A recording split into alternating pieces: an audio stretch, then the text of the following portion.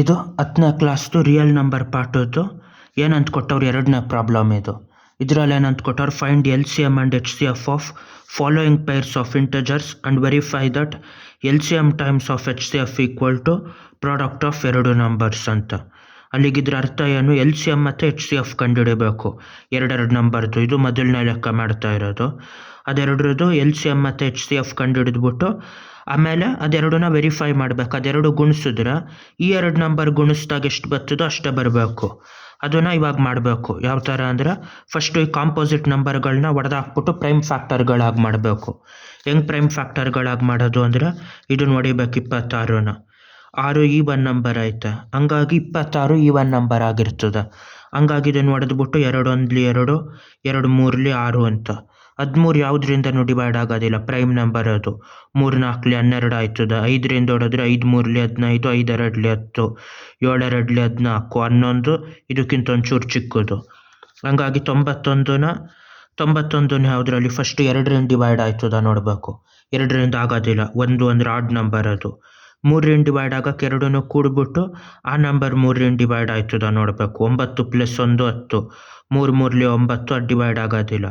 5ರಿಂದ divide ಆಗಬೇಕು ಅಂದರೆ ಕೊನೆಯ ಡಿಜಿಟ್ಟು 0 ಇಲ್ಲ 5 ಆಗಿರಬೇಕು, ಅದು ಇಲ್ಲ. 7ರಿಂದ ಆಯ್ತದ ನೋಡಬೇಕು.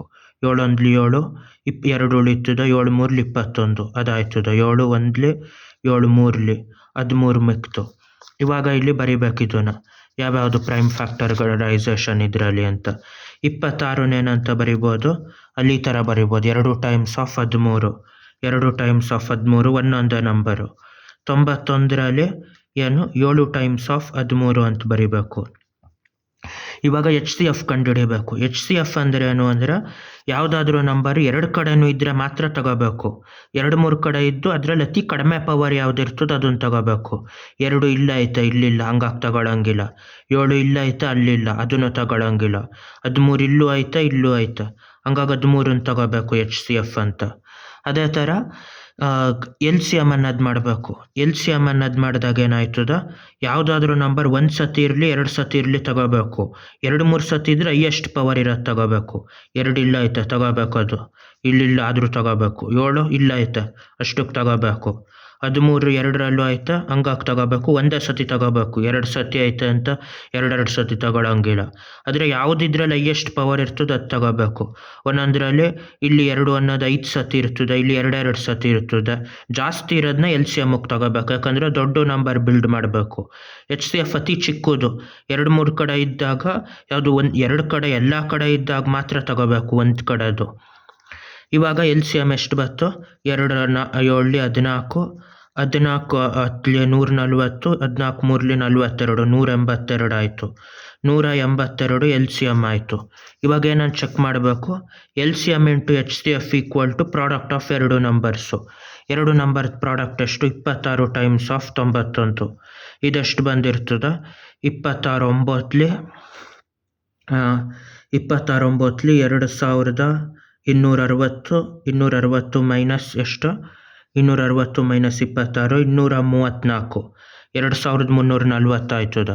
2340 26 ಟೈಮ್ಸ್ ಆಫ್ 90, 26 ಟೈಮ್ಸ್ ಆಫ್ 1 ಅಂದರೆ 26 ಆಯ್ತದ. ಅದೆರಡು ಕೂಡಿಸಿದ್ರೆ 2366. ಇದನ್ನು ಗುಣಿಸಿದಾಗ ಎಷ್ಟಾಯಿತು, 2366 ಆಯಿತು. ಅದೇ ಥರ ಇವೆರಡನ್ನು ಗುಣಿಸಿದಾಗ ಎಷ್ಟಾಯ್ತದ, HCF ಟೈಮ್ಸ್ ಆಫ್ LCM ಮಾಡಿದಾಗ ಇದರಲ್ಲೂ ಅಷ್ಟೆ 182 ಟೈಮ್ಸ್ ಆಫ್ 13 ಆಯಿತು. ಇದೆರಡು ಗುಣಿಸಿದಾಗ ಎಷ್ಟು ಬಂದಿರ್ತದೆ, 182 10 ಸತಿ ಮಾಡಿದಾಗ 1820 ಆಯಿತು.